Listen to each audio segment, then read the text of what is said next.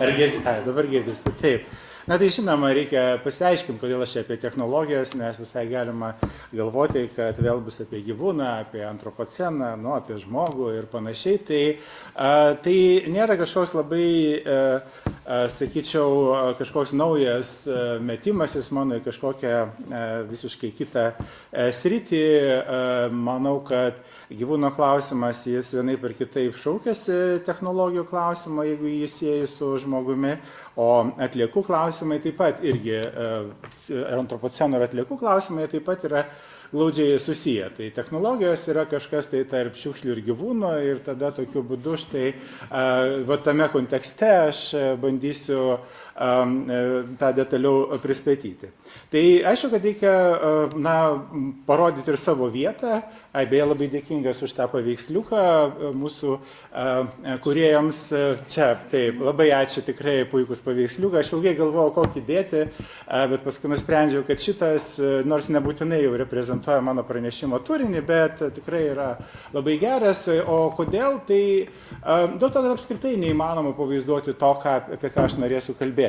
Ir šia prasme aš, aišku, tai geriausia toks panašiai kažkas gal ir į mane, arba čia gal per daug susireikšminau, bet tinka, tarkim. Tai mano motyvas, aišku, yra mąstyti technologijas, dėl to ir pavadinimas toks, bet aišku, kad čia reikia suprasti, kad dabartinė technologijų filosofija yra jau taip toli pažengusi ir taip intensyviai yra svarstomi technologijų agentiškumo, autonomiškumo, santykių su kapitalizmo klausimai, yra įvairios kibernetinės prieigos, sistemų teorijos prieigos ir visos kitos, tai žinoma tada žiūrint iš tos technologijų filosofijos, kuri dabar nuėjusi toli, pakankamai imant tokias pavardės kaip Karen Barat, Hui ir visas kitas, tai žinoma, tada mano visi šitie pasvarstymai, jie, jeigu galvotume, kad tai, ką aš kalbėsiu, yra technologijų filosofija, tai žinoma, jie tokie yra naivus ir iš esmės gal ir nelabai verti.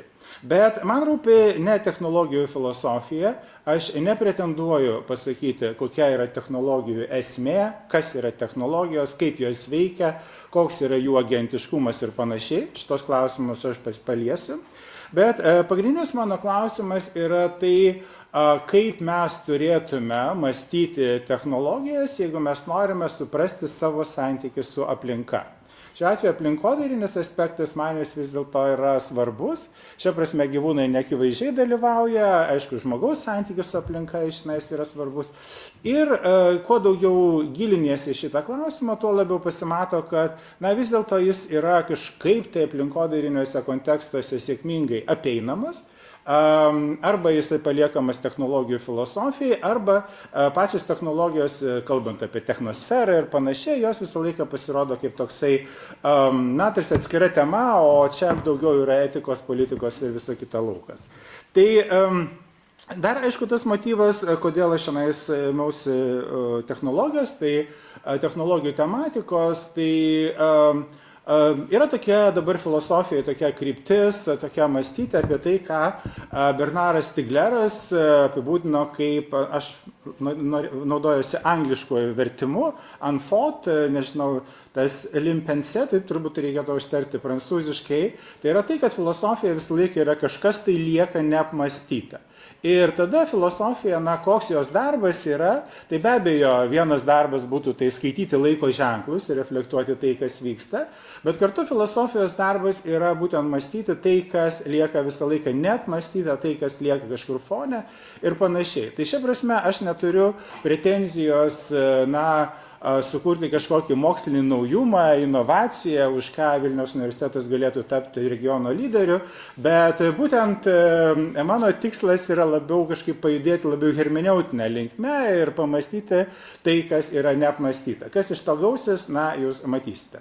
Tai žinoma, šita tokia mąstyti, tai kas neapmąstyta, aistra ateina ne tik iš Bernaro Stiglero, bet būtent iš Derrida jis daug ką pasiema. Ir čia yra vienas iš jo tokių 1994 metais išėjusios knygos Technika ir laikas, vėlgi su labai pretenzingu pavadinimu, su nuoroda į būtį ir laiką.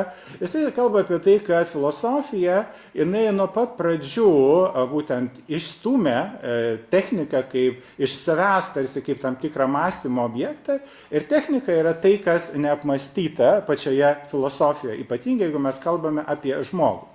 Ir apie mąstymą ir taip toliau. Ir žinoma, čia jisai remiasi daugiau, sakyčiau, juda tokiu Derrida stiliumi ir, sakytume, labai panašiai kaip Derrida teigia, kad fonocentrizmas sutelkęs dėmesį į gyvybės ar gyvenimo ir balso pirmenybę nuvertino raštą ir neįvertino, kiek pats mąstymas galimas dėl rašto. Tai jis taip pat čia su tokia pačia aistra įrodinėja tai, kad būtent kalbant apie filosofinę antropologiją, apie žmogaus atradimą ir panašiai, visą laiką buvo sutelkiamas dėmesys būtent į žmogų kaip tokią mąstančią, kalbančią, gyvenančią būtybę ir buvo visą laiką daugiau mažiau išstumiama technika kaip tokia, kuri galbūt nėra esminga, nėra esminė. Ir žinoma, tada tas skirtumas tarp gyvybės ir technikos, jisai yra paties Stiglero tokia, varomoji jėga, jeigu imtume visą tą tritomį laikas ir technika. Daugybė aspektų yra. Bet žinoma, man svarbus yra ne tik Stiglero aspektas, kas vis dėlto buvo 94 metai ir su ta pačia aistra tos pačius dalykus šiandien įrodinėti būtų galbūt netgi ganėtinai kvaila, tai nors negali sakyti, kad tai nėra neteisinga, bet man šitas to, kas nepamąstyta klausimas svarbus tuo dar, kad jisai pasirodo, kai svarstai atliekų problematiką. Ir čia mano kolega Nikolas de Vorenas, su kuriuo mes nemažai diskutavome dėl būtent su atliekų klausimu ir taip toliau, jis taip pat naudoja šitą unthought, arba tai, kas nepamąstyta terminą ir sako, būtent atliekos yra tai, kas yra nepamąstyta mūsų pačių gyvenime, kas labai dažnai yra išstumiama iš mūsų gyvenimo, ypatingai atliekos jas tiesiog išmetama atgal ir pamirštama. Ir kita vertus, visiškai nesusimąstome, kiek apskritai visa kultūrinė mūsų, jeigu galim pavadinti tai pažanga, priklauso nuo tokių paprastų dalykų, kaip plastiko maišelis ar panašiai. Iš viso peržiūrėti visą kultūros evoliuciją per tai, kiek jinai priklauso nuo to, kiek mes galime nešti. Čia Stigleriui beje labai svarbu mintis yra, kad pėdos, čia yra esminis dalykas, jos išlaisvina rankas, kai žmogus stovi ant pėdų ir tada jisai gali įrankiais kažką daryti, manipuliuoti. Čia taip pat galima būtų pasižiūrėti tai, kad maišeliai, įvairūs transportavimo dalykai, jie taip pat yra ant tiek esminė, nes mes galime šiuo atveju persivežti daugybę dalykų, ką beje mes šiandien darysime keliaudami į Lyškevą. Ir savo skrandžiuose nuvežtume tikrai labai nedaug, jeigu neturėtume būtent tam tikros įrangos maišelių, dėžučių ir pakuočių ir taip toliau. Taigi, tai šia prasme mes dažnai nuo to labai stipriai priklausome, bet kartu tą labai sėkmingai išstumėm iš savo mąstymo ir aš manau, kad šitas dalykas jis yra toksai vertas mąstyti.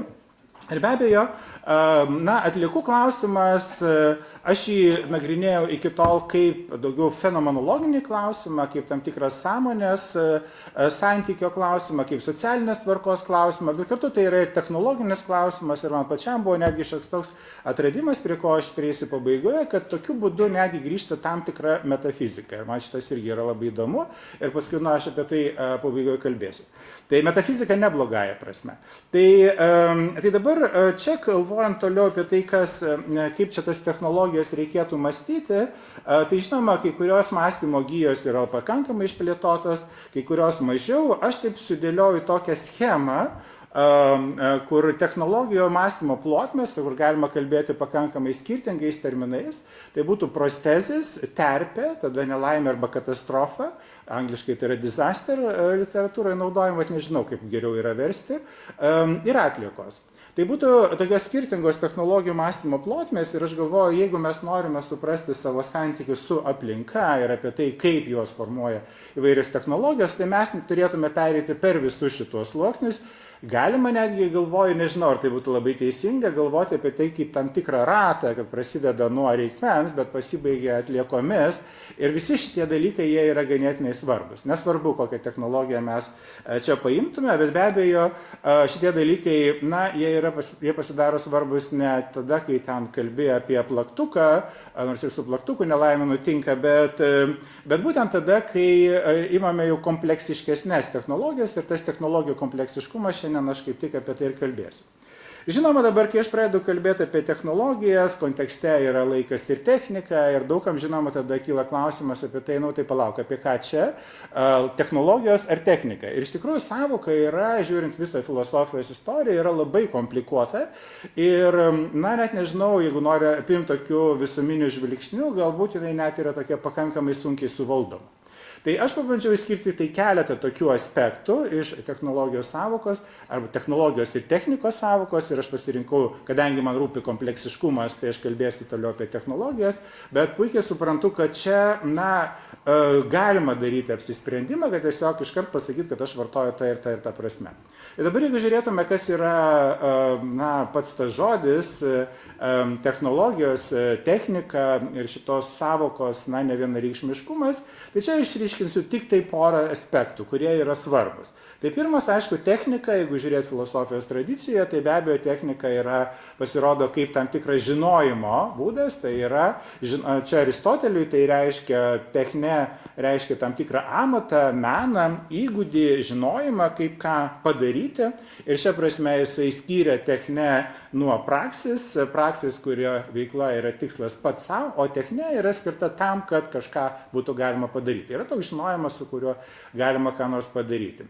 Stigleras kaip tik sako, na mūsų kultūroje šitas žodis žinojimo prasme taip pat yra vartojamas, kuomet mes kalbame apie kažkokias specializuotas žinias, kurių mes neturime iš karto, ne, bet jų reikia tam, kad įvaldytum tam tikrą sritį. Pavyzdžiui, grojimas ir kalbam apie grojimo techniką, ne, kiek jinai čia yra gera, arba ten, nežinau, nu, tai prasme, įvairiose srityse, kur reikia labai specializuoto žinojimo. Toliau tada techniką galima kalbėti, aišku, čia dar bus Heideggeris apie techniką, bet jau ne tiek kaip tam tikrą žinojimą, bet kaip tam tikrą, na, apie tą geštelį aš dar kalbėsiu.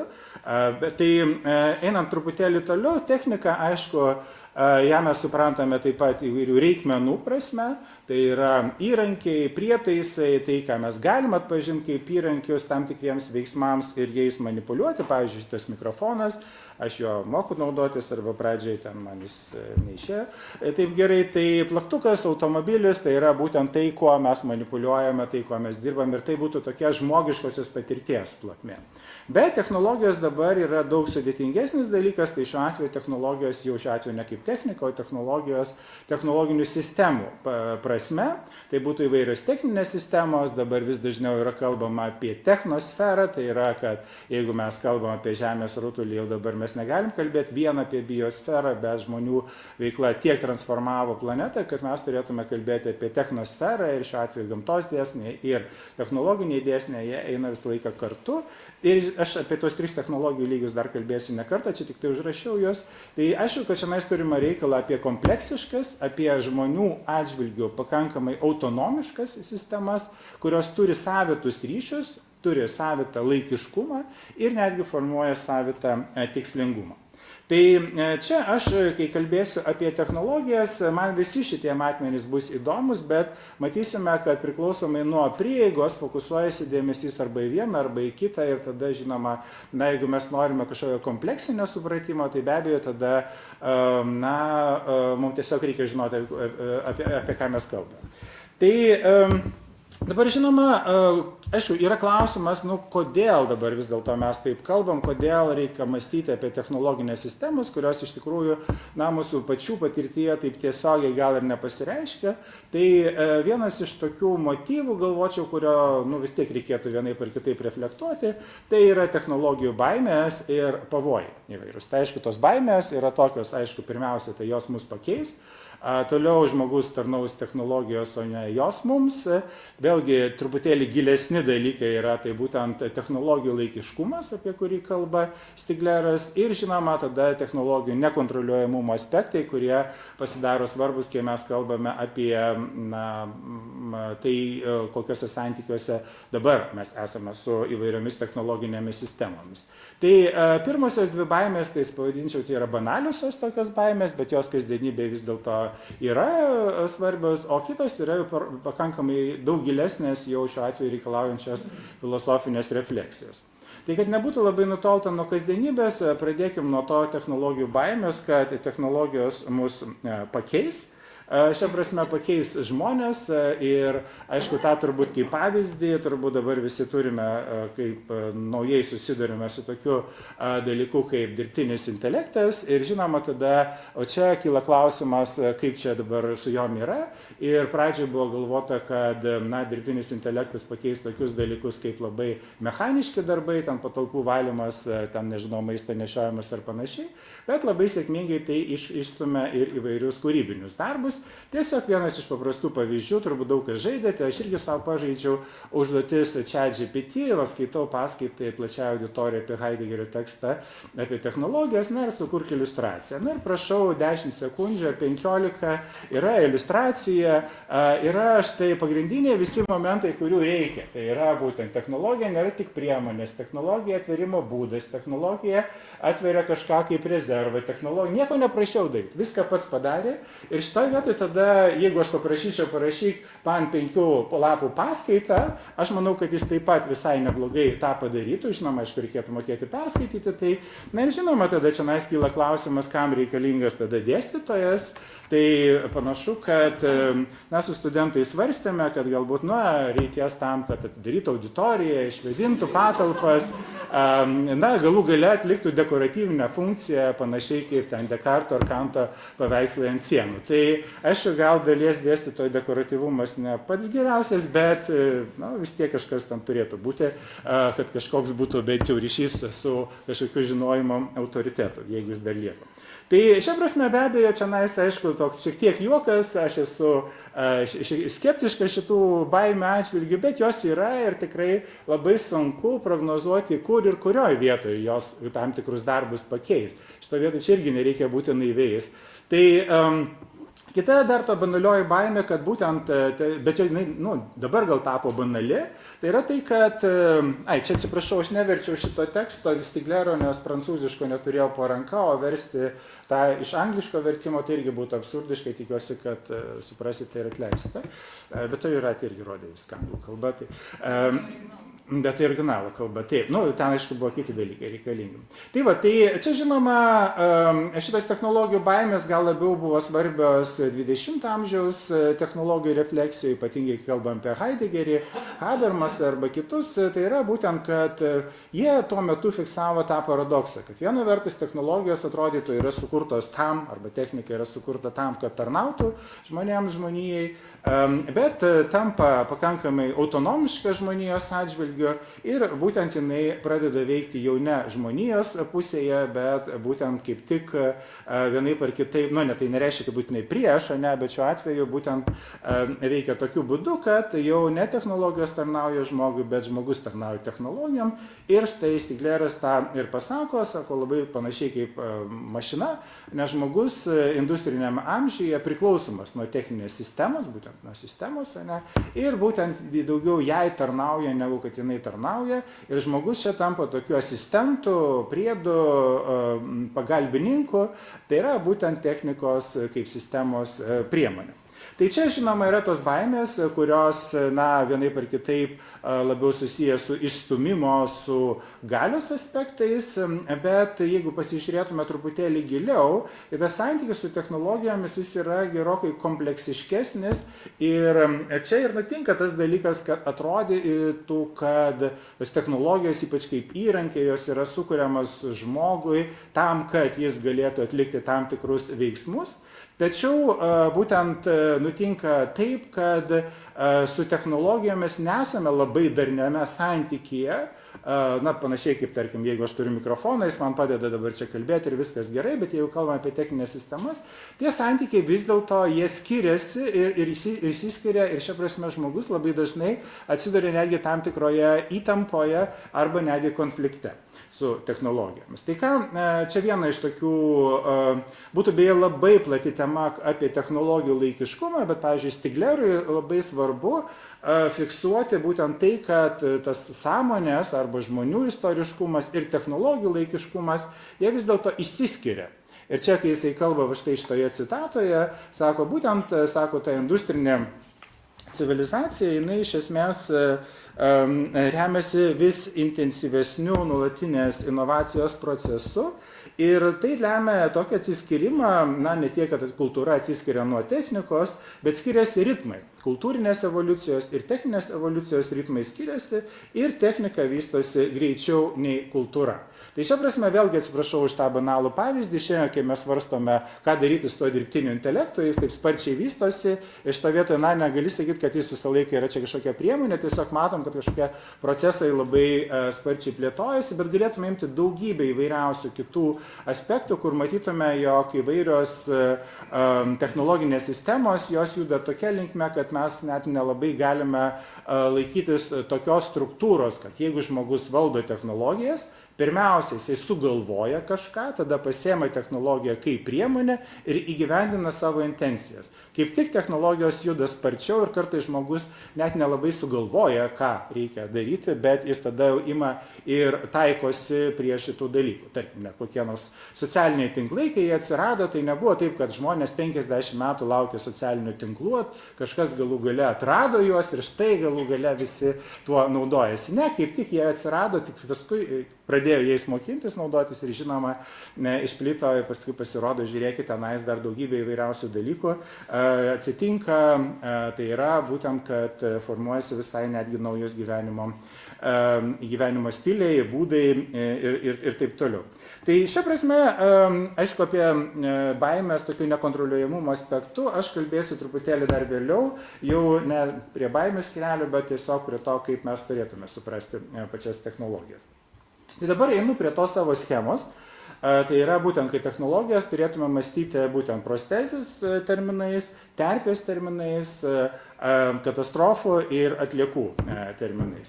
Tai, na, be abejo, kai kalbame apie technologijas, pirmiausia, arba kaip technika, ir tą pažymi ir Heideggeris, ir Stigleras, tai sako, dažniausiai apie technologijas mąstoma kaip tam tikrus įrankius, mechanizmus, mašinas. Ir čia tai yra technologijas, jas suprantame kaip priemonę, na, būtent savo tikslams ir uždaviniams pasiekti. Ir tai būtų toksai supaprastintas požiūris į techniką ar technologiją šiuo atveju. Tai tiesiog mes priimame arba tai traktuojame kaip įrankius ir be abejo tas terminas protezis, čia, neatsimenu, prieš daug metų Arūnas apie tai skaitė pranešimą kaip tik, tai būtent yra naudojamas, suprantama būtent kaip tam tikras žmogaus kūno pratesimas. Ir žinoma, šitas mąstymas kaip toks jis nėra klaidingas, bet jis tiesiog yra supaprastintas ir nepakankamas. Tai šia prasme, kad įrankiai be abejo, na, padeda vienaip ar kitaip judėti ir žinoma, tą įrankiškai traktuojant technologijas mes galime matyti, kad mes į savo veiklą sėkmingai integruojame ne tik tokius paprastus įrankius kaip kad ten plaktukas, akiniai ar ten kokia dirbtinė koja, bet taip pat ir tai, ką vadiname aukštosiomis technologijomis ir jos darosi taip pat mūsų tokia kasdienio gyvenimo dalimi. Na, vienas iš tokių vizualinių dalykų tai yra būtent dabar jau kiekvienas žino, kaip atrodo krentantis lašas, ne, kaip sprogsta, tarkim, balionas su vandeniu, ne, arba koks ten yra paukščio skrydis, arba galima pasižiūrėti į vabalo akis. Ir šia prasme tai yra tokie, darosi tokie kasdieniai įprasti dalykai, mes tą taip sėkmingai integruojame, nors be technologijų savo akimis mes tikrai to negalėtume, na, pamatyti. Tai šitie dalykai, aišku, visi pasirodo kaip toksai pakankamai na, toks paprastas, daugiau sakyčiau, toksai patirtinis matmuo, kaip mes patiriame technologijas. Dabar, jeigu truputėlį pasižiūrėtume giliau, apie ką kalba Stigleras, tai na, mes matytume, kad įrankis nėra vien tik tai įrankis, norint na, pasinaudoti arba padaryti tokius dalykus, kurių savo kūnu na, nelabai gali pamatyti. Nu, pavyzdžiui, savo kūnu aš negaliu savo akimis pasižiūrėti štai vorui į akis, bet be abejo su technologijom tą galiu padaryti. Tai Stigleras, kalbėdamas apie tai kaip įrankį arba techniką, jisai sako, na, mes galim istoriškai žiūrint galvoti apie tai, kad žmonės išrado techniką, sako, kaip ir viskas tvarkoja, bet sako, vis dėlto klausimas, kas čia ką išranda. Ir būtent tada, kalbėdamas apie žmogiškumo konstituciją, sako, čia šitas santykis yra abipusis, ne tik žmonės išranda techniką, bet ir technika išranda žmonės, tai reiškia, juos suformuoja kaip žmogiškas būtybės. Na, čia viena iš tokių citatų, na, jisai sako taip, žmogus išranda save būtent tame, tai kas techniška, išrasdamas įrankį ir tokiu būdu jo kūnas eksteriorizuojasi technologiškai. Ir sako, su šituo eksteriorizacijos įvykiu mūsų kūnas būtent jau nebėra vien tik tai kūnas, jis funkcionuoja tik su įrankiais. Ir dar daugiau sako, prostezis nėra tik tai kūno pratęsimas, tai yra būtent kūno konstitucija kaip žmogaus kūno konstitucija. Ir manau, čia man jau iš fenomenologinės perspektyvos žiūrint, iš tikrųjų yra ganėtinai įdomu, nes ilgą laiką fenomenologija aprašinėjo gyvą kūną ir taip toliau, ir tie įrankiai visą laiką būdavo fone.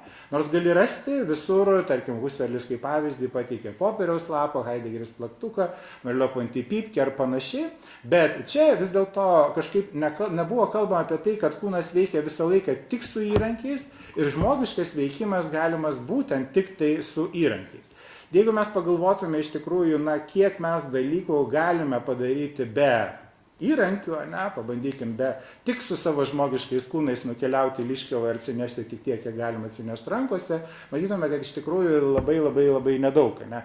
Tai šia prasme Stigleras siūlo permastyti apskritai patį žmogaus kūniškumą, neatsiejant jį nuo įrankių, bet būtent kaip tik integruojant ir galvojant apie tai, kad šiuo atveju įrankis nėra tik tai kažkas tokio, na, sakytume, nesmingo, bet būtent darbas su įrankiais iš esmės, na, ir formuoja būtent tą žmogišką gyvenimo būdą. Tai šia prasme, aišku, požiūris į technologijas kaip įrankius, jis yra, na, sakytume, toksai šiek tiek supaprastinantis, jisai prisiriša prie tų paprastųjų technologijų, kurias mes iš tikrųjų galime paimti su ranka arba daryti kažką tokio. Tai bet čia, žinoma, tada mes nekreipiam dėmesio į tai, į sąlygas, tai yra, ką daro technologijos arba technika su mūsų pačių kūnais ir atitinkamai, kaip formuoja mūsų pačių gyvenimo būdą. Ir dar daugiau tada mes nekreipiam dėmesio į pačias technologijas kaip tam tikras terpės, kurios formuoja mūsų gyvenimo būdus. Tai čia, žinoma, tiek Stiglero, tiek Heideggerio, būtent, sakytume, na, tas mokslinis naujumas, jeigu taip galima pasakyti, ir buvo tai, kad jie siūlė žiūrėti į technologijas arba techniką ne kaip į įrankius, bet kaip į tam tikras terpes. Dabar, žinoma, kalbėti apie technologijas kaip terpės yra ganėtinai komplikuota, nes tų požiūrių dabar technologijų filosofijoje yra ganėtinai daug ir aš čia neišvengiamai turėsiu būti fragmentiškas, nes tų matmenų yra pakankamai nemažai, bet kai kurios pristatysiu ir iš karto atsiprašau už tam tikrą fragmentiškumą, nes čia tikrai tų požiūrių gali būti labai daug. Tai žinoma, kai mes galvojame apie technologijas kaip terpės, na vis dėlto reikia galvoti tada apie tam tikras sistemas ir be abejo tada, kad čia tada reikia galvoti apie technologijas kaip tokias, kurios, nu, pirmiausia reikalauja tam tikros materialios infrastruktūros. Vėlgi, čia būtų toks banalusis dalykas, bet vis dėlto tai formuoja tam tikrus, na, gyvenimo galimybės. Pavyzdžiui, čia vėlgi viršuje yra tam tikras patirties matmuo, apačioje tai yra infrastruktūra, kuri yra reikalinga. Tai šiuo atveju, jeigu norite scrollinti, žiūrėti TikToką, na, jums reikalingas būtent tas tinklas. Ne? Būtent, jeigu jūs norite maloniai valgyti pietus ir nesėdėti šiukšlyne, be abejo, jums reikalingas būtent sąvartynas ten, kur viską išvestų, kas liko po pietų. Arba jeigu jūs norite ten privačiai, labai intimiai turkšti su ančiukais vonioje, tai žinoma, jums reikalingas būtent vandentiekio visa sistema, nes kitokiu būdu jūsų privatumas nebus čia užtikrintas. Ir beje, na, čia yra įdomi atliekų filosofo Guy Hawkinso mintis, būtent, kad apskritai tokie dalykai kaip maudymasis ar atitinkamai visas kitas žmogiškų atliekų išmetimas, jisai tapo privačių reikalų tik tai tada, kai jis tapo viešų reikalų, kai buvo sukurta infrastruktūra, tam, kad būtų sukurtos atskiros erdvės, kuriuose būtų galima pašalinti tai, kas nėra mums įprasta. Ir beje, jis pastebi, kad šitie dalykai netgi ir iš diskurso išnyko ir žinoma tada, bet čia būtų atskira istorija. Tai žinoma, čia aišku, tas toksai labai paprastas dalykas, sakyčiau, absoliučiai toks kasdieniškas, tik tai atkreipiu dėmesį į tai, kad šitoje vietoje pirmasis matmuo, tai jis yra toks paprastasis. Tai yra, ta prasme, kad mes patiriame dalykus, bet matome, kad, ar formuojasi intimi erdvė, ne? Arba formuojasi tam tikra erdvė, kurioje aš būnu su telefonu, kuri irgi tam tikrą prasme darosi intimi erdvė, nes aš pas Gintautą nelysiu telefoną, ne, ir taip toliau, nors jis bet suprantame, dar formuojasi nauji papročiai, bet tam visiems šitiem dalykam reikalinga tam tikra infrastruktūra. Ir kas čia dabar yra svarbu, jeigu mes turime omenyje skirtingus laikiškumus, ir Stigleras kaip tik kalba būtent apie tą protensijos momentą, tai yra apie tai, kaip anticipuojame arba kaip anticipuojama tam tikra ateitis, tai čia būtent šitas anticipacijos momento metu šitie dalykai prasilenkia, nes žmogus anticipuoja, tai yra numato ateitį vienokiu būdu, bet pačios sistemos pagal tai, kaip jos gali vystytis, jų anticipacija gali būti tokia, kad jinai visiškai prasilenkia su žmogumi. Apie tai aš dar kalbėsiu, tarkim, ką nors įrankio išradimas, ten, nežinau, automobilio, dar ką nors, arba vėlgi, kas branduolinės bombos išradimas, turi pasiekmes labai įvairias ir žinoma, va čia tada mes galime matyti, kaip jos prasilenkia su tuo, ką mes numatome. Tai čia, ką aš pateikiu, tai ne tik tai materialiosios infrastruktūros klausimas, bet kartu apie tai, kad yra skirtingos, čia ką Stigleras kalbėjo apie inovacijas, tik to, tikiuosi atsimenat. Tai būtent tai, kad kultūra vystosi lėčiau negu technologijos.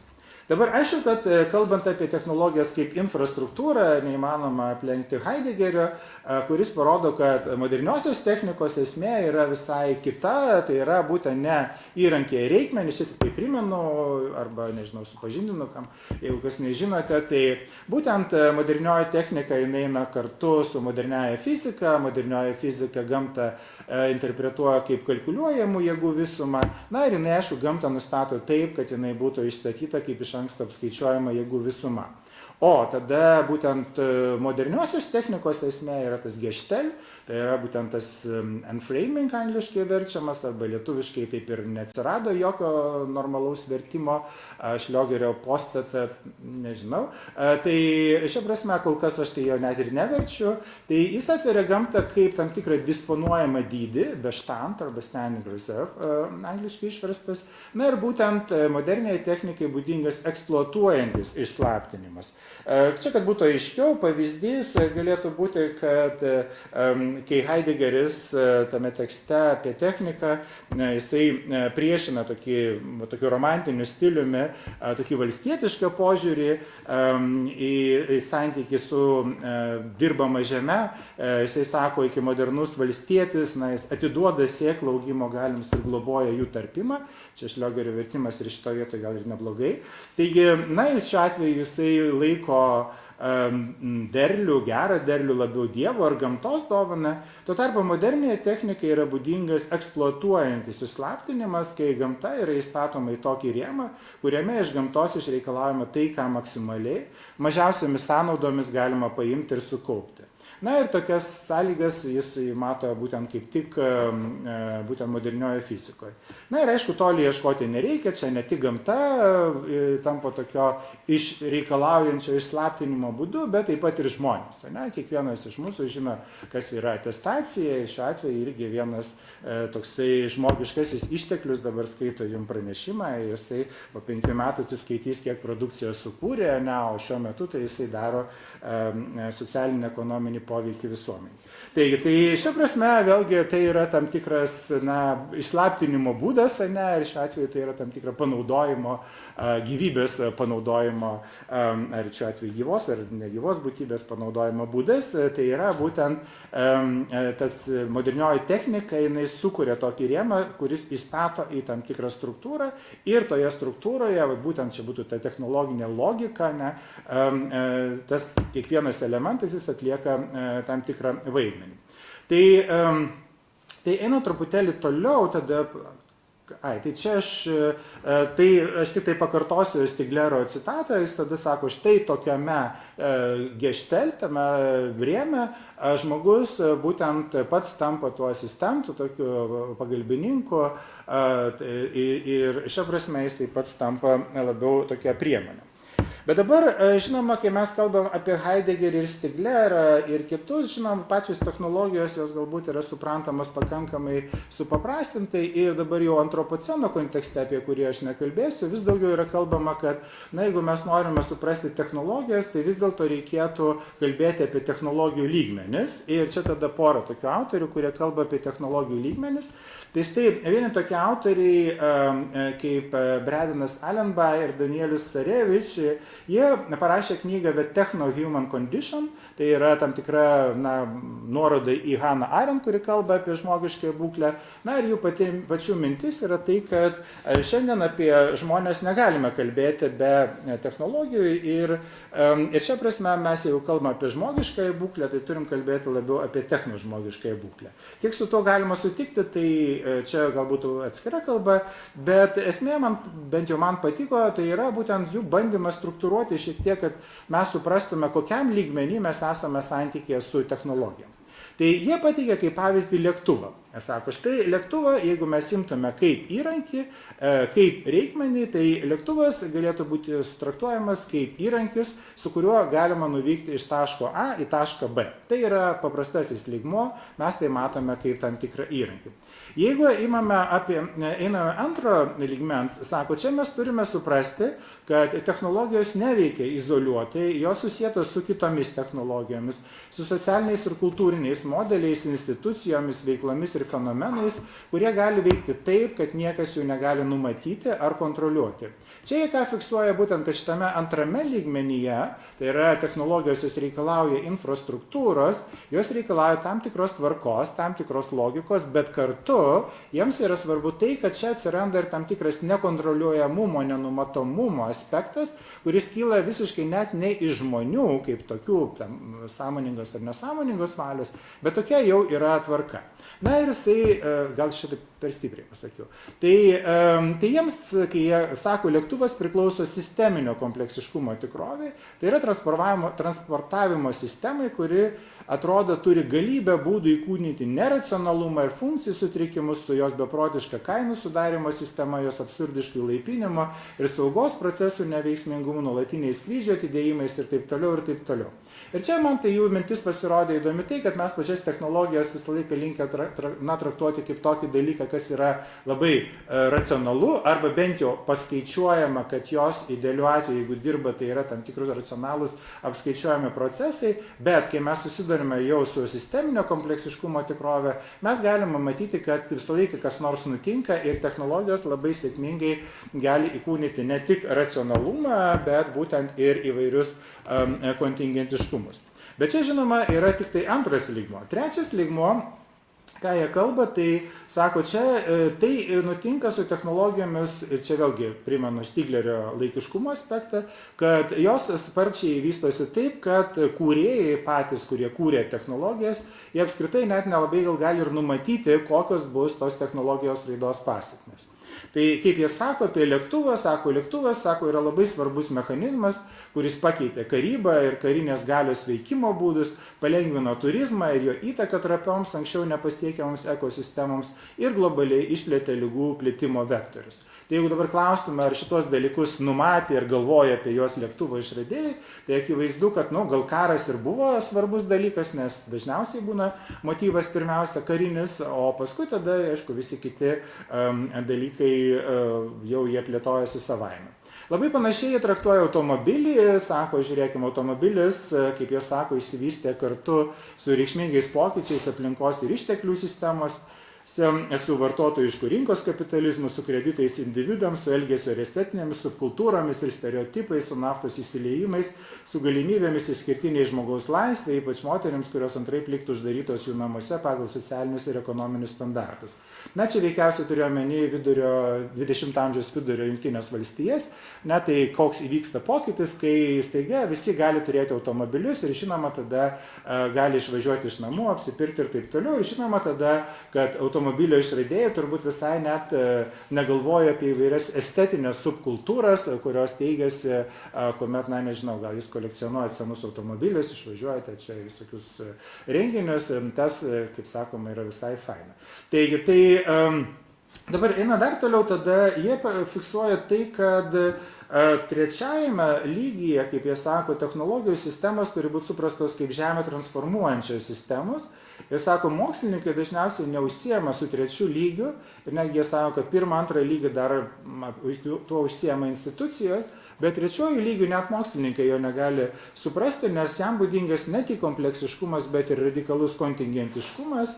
Na ir kaip jie sako, taip šiek tiek pesimistiškai, sako, mums artimų vertybių, struktūrų, kultūrinių konstruktų pamatus paplauna technologijos, kurias jie ir įgalino. Tad numatymai ir netgi sprendimai tampa priklausomi nuo konteksto, kuris nuolat keičiasi ir reikšmių, kurios nebuvo fiksuotos. Na ir aišku, jų ten viena iš tokių išvadų, kad technologinių sistemų kompleksiškumas sugriojo apšvietos svajonės apie racionalią mūsų veiklos kontrolę ir gamtos užvaldymą.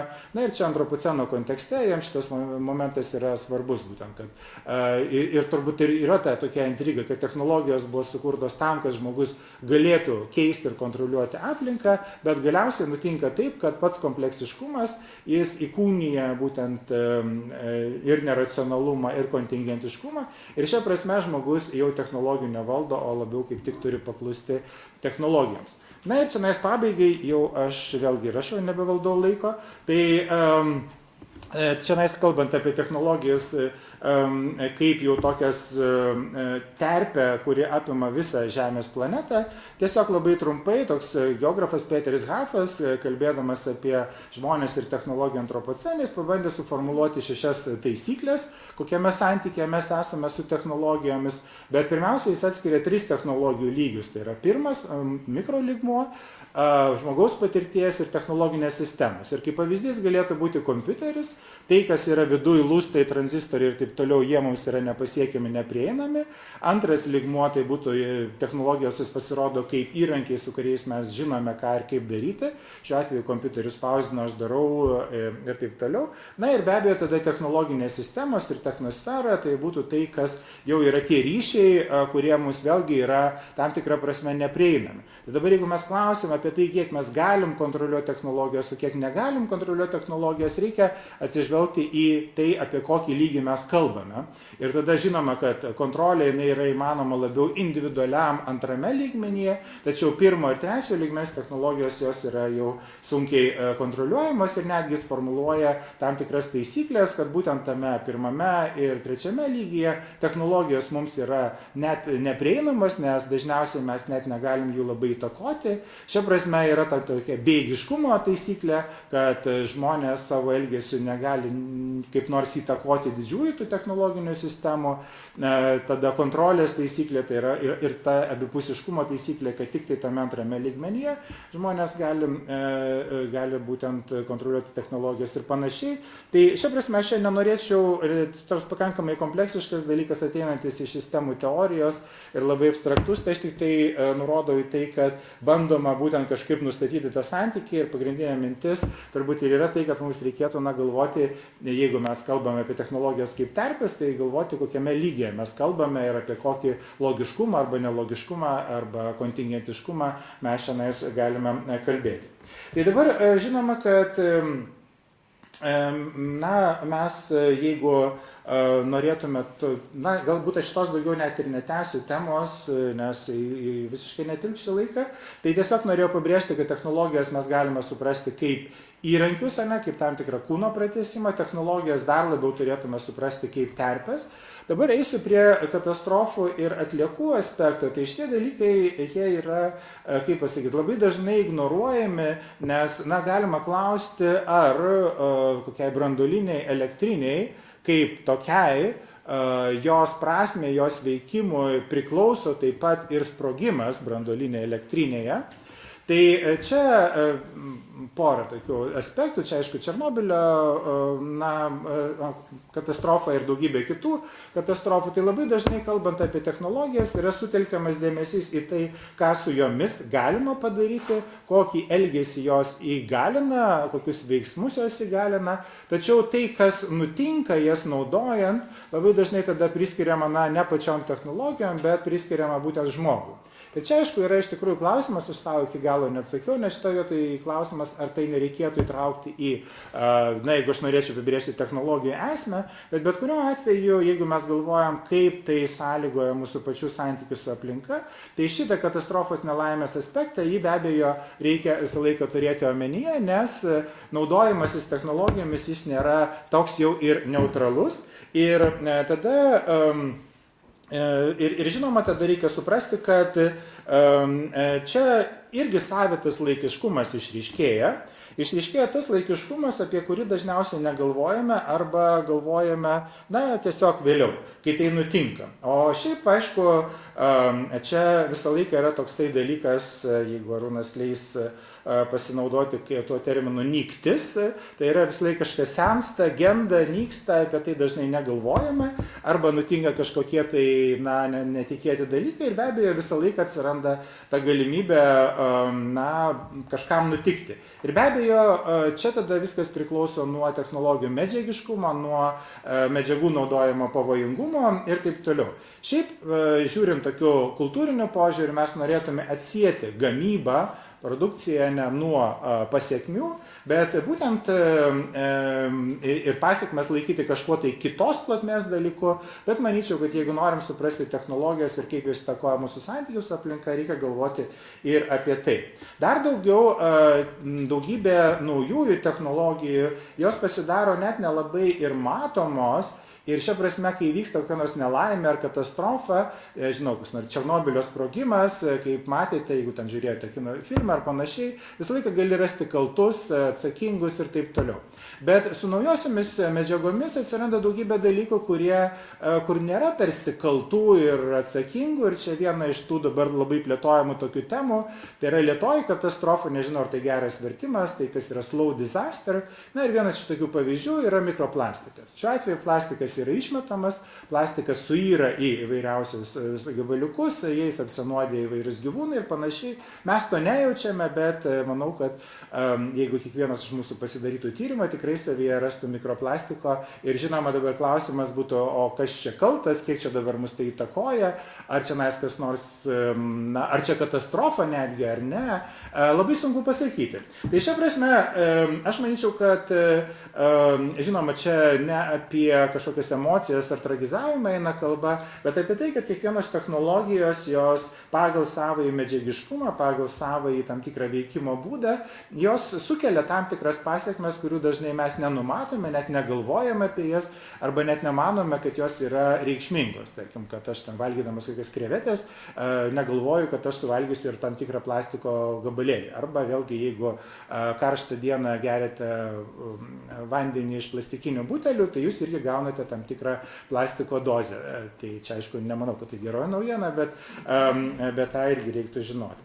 Tai va, tai čia, aišku, vienas dalykas, jeigu dar truputėlį toliau eitume, galbūt galima būtų galvoti apie tai, kad ir išplėstume antropoceno kontekste etinių subjektų ratą, mes galėtume matyti, kad apskritai netgi pati gamyba, masinė gamyba šiuo atveju gali būti traktuojama kaip katastrofa šiuo atveju, nes tam, kad kažkokį dalyką pagamintum, na, be abejo, jam reikia, tarkim, lentai reikia medžio, ne, ten kepsnį reikia jaučio, ne, ir taip toliau, ne, tai šia prasme mes galime matyti, ne, kad technologijos jos įgalina tam tikras, na, šiuo atveju, gal netgi čia dar vienas toksai matmuo atsiveria, nes paprastai mes medžiagas laikome etiškai neutraliomis. Ir kūrėjas yra tas, kuris ima medžiagą ir iš jos paverčia kažką, sukuria kažkokį tai prasmingą dalyką. Bet jeigu mes pradedame žiūrėti į tai, kaip žmonės jau plačiu mastu panaudoja įvairias gamtinės aplinkas kaip resursus, mes tada jau galime matyti, kad čia atsiranda tokie dalykai, kad na, kažkokiom kitom gyvom būtybėm žmogiškoji kūryba virsta katastrofa. Ir šia prasme, tai yra iš tikrųjų klausimas dabar, manau, kad kaip tik visa ta posthumanistinė antropocentrizmo kritikos tematika, jinai iš tikrųjų verčia tada klausti apie tai, kasgi yra gamyba, kaip mes ją turėtume traktuoti ir panašiai. Žinoma, aš nenoriu, tarkim, na, demonizuoti ten kokią nors, nežinau, Vievių paukštyno, ne, arba lyginti jį būtinai su konclageriu, nors konclagerios irgi žmonių dalių kažką irgi gamindavo, turiuomenį Buchenwald ir panašiai, tai šia prasme nemanau, kad reikėtų būtent taip tiesiogiai daryti sąsąją, bet pergalvoti apie tai, kas yra gamyba ir kūryba, vis dėlto verta. Nu, čia iš viena naujausių aktualių, tai dabar va, diskusijos dėl Neries krantinės atnaujinimo, irklavimo bazės statymo planas, nežinau, kas dalyvauja proteste, ne, kaip tik čia ir yra, atrodytų, va, štai sutvarkysim aplinką galų gale, įsteigsim irklavimo bazę, žmonės džiaugsis, Vilniečiai šypsosis, ne, ir taip toliau, ne, tai, bet štai tam, kad tai galėtum padaryti, na, reikia sunaikinti, kiek ten 200 saugomų medžių ir ten visą eilę nesaugomų dar. Tai va, tai šia prasme mes galime matyti, ne, kad iš tikrųjų klausimas, ar čia dar yra įmanomas etinis neutralumas, ir aš manau, kad čia aišku yra labai platus filosofinis klausimas, tai yra kiek gamyba susijusi su panaudojimo, kiek jinai yra susijusi su žudymu. Šitą klausimą, aišku, palieku, čia būtų turbūt galima kalbėti dar daugiau ir plačiau. Na ir paskutinis dalykas, kuris svarbus yra ir dažniausiai praleidžiamas, tai yra galvojant apie technologijas, tai yra ne tik tai, kad yra lygtis, dyla ar kažkas panašaus, bet būtent tai, kad šiaip technologijos visą laiką pateikia daugybę atliekų. Ir netgi kai kurie teoretikai sako, nuo kada prasideda šiukšlės, būtent nuo tada, kada žmonės pradeda gaminti kažkokius tai dalykus, pavyzdžiui, titnagas, titnago atskalos, keramikos gabaliukai ir taip toliau, atsiranda tokios atliekos, kurios negali būti suvalgytos ar pavadinkim taip suvirškintos pačios gamtos. Tai šia prasme, einant toliau, tada galima būtų galvoti apie tai, kad, ir aišku, kodėl apie tai reikia galvoti, tai apie tai reikia galvoti tai, kad, na, iš tikrųjų įdomus dalykas tai, kad dabar atliekos įvairios žmogaus atliekos, jos virsta gamtos dalimi ir beje, na, čia mes, aišku, nuotraukos iš to didžiojo iš Ramiojo vandenyno, to šiukšlių salų, bet kaip matote žemėlapį, tų šiukšlių salų dauginasi, daugėja ir čia prasme, čia nutinka toks įdomus dalykas, vėlgi plati tema, kurią būtų galima persvarstyti, tai yra, kad žmonių gyvenamos vietos jos yra tvarkingos, švarios, bet gamtos vietos jos darosi vis labiau užterštos ir, na, tokios, ir šia prasme, būtent nevalingos žmonių veiklos rezultatai, jie vienaip ar kitaip jau yra naturalizuojami, tampa tokiais laukiniais, yra tas angliškas žodis feral, ir tada pradeda gyventi savąjį laukinį, pavadinkim taip, gyvenimą.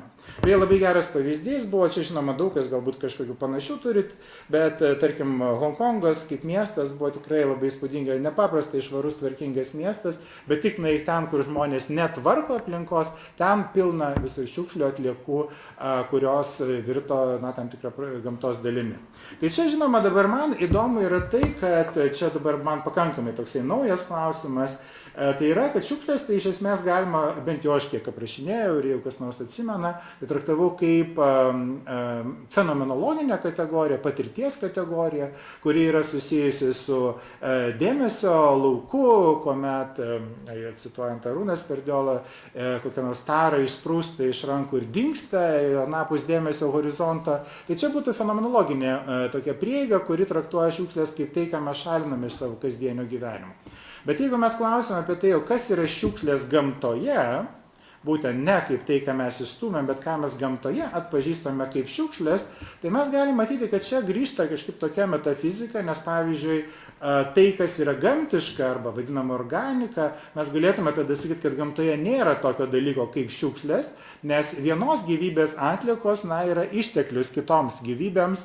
Čia pora tokių pavyzdžių, kur štai tas vabalas gavo štai mėšlo rutulį ir tai yra jam didžiausias turtas. O štai arba ten skruzdė suėda negyvus mirusios, tarkim, ten žuvis ar panašiai. Tuo tarpu technologinės veiklos atliekos dažnai yra tokios, kurios negali būti suvirškintos kitų gyvų būtybių. Ir čia, aišku, matote irgi nuotraukas, kur paukščiai ar žuvys prisiryja plastiko, to negali suvirškinti ir tikrai tada miršta. Tai šiuo atveju be abejo čia yra materialioji dalis, kad to plastiko negali kažkas pervirškinti ar panašiai, bet man tai įdomu tai ir tokiu kultūriniu požiūriu žiūrint, ar nesusigrąžinam tam tikrą metafiziką skirtumo tarp techne ir fizis. Tai yra, kai traktuojam, kad tai, kas palikta žmogaus, be abejo, tai yra šiukšlės, o tai, kas palikta gamtos, kaip ir nėra atlikos. Tai čia tokia daugiau mano hipotezė, kurios aš nesu labai apgalvojęs ir jeigu turėsit kokių minčių, būsiu labai dėkingas apie tai. Bet kartu man tai yra ir tam tikras klausimo dalykas, nes mes tai traktuojame kaip šiukšlės, bet jeigu pasižiūrėtume patys šiukšlynai kaip tokie sąvartynai, tai jie galbūt kai kurioms, provokacija, kai kurioms gyvybės rūšims tai gal visai yra toks tam tikras naujasis rojus, tai yra būtent gausos ir pertekliaus vietos, jeigu pasižiūrėtume čia nuotraukose, drambliai, gandrai ar kiti gyvūnai, netgi čia vaikai, turiu omeny, čia tas vaikas jisai renka butelius iš to viso šiukšlyno ir tokiu būdu užsidirba. Tai čia, žinoma, yra vis dėlto klausimas, mes tai traktuojame žmonės, nesuprasdami, kad tai yra žmogaus sukurti produktai kaip šiukšlės, bet kitom gyvybės formom gal tai taip pat irgi yra kažkoks tai šansas ir šia prasme gali būti tai, kad mes traktuojame tai kaip tam tikrą žmogišką žalingą veiklą. Tuo labiau čia galima būtų prisvaičioti apie tai, kad plastikas, tai be abejo, jis netgi yra pakankamai santykinai natūralus, nes pagamintas iš plastikos, iš naftos, o nafta be abejo yra susidarę per milijonus metų iš senovinių organizmų, tai yra būtent planktono, dumblių, bakterijų liekanų, tai gal ir beje, kaip čia Krabertis siūlos, sako, mes čia galvojame apie atsinaujinčius ir neatsinaujinčius gamtos šaltinius, bet jeigu mes paimtume poros milijonų laiko skalę, tai visi šaltiniai yra atsinaujintis, tas nafta taip pat vėl iš naujo susidaro. Tai čia tik tai, aišku, laiko skalių klausimas. Ne? Tai va, laikas jau visiškai baigėsi. Tai dabar jau visiškai baigiant, galima būtų tada sakyti, čia aš taip pasiūliau mąstyti technologijas tam tikrose plotmėse ir čia yra iš tikrųjų daug tokių klausimų, kuriuos, nemanau, reikėtų atsakyti. Tai mano siūlymas būtų tai, kad jeigu mes norime suprasti, kaip technologijos veikia mus pačius, ką jos daro su mumis, kaip jos formuoja mūsų santykius su aplinka, tai mes turėtume permastyti technologijas ne tik įrankių ar terpės kategorijose, bet taip pat ir katastrofų ir atliekų požiūrio. Ir manau, kad be katastrofų ir atliekų aspekto, visas tas mūsų supratimas apie technologijas, jis bus toks nepilnas. Tai tuo tada ir baigsiu, beveik vokiškai baigiau.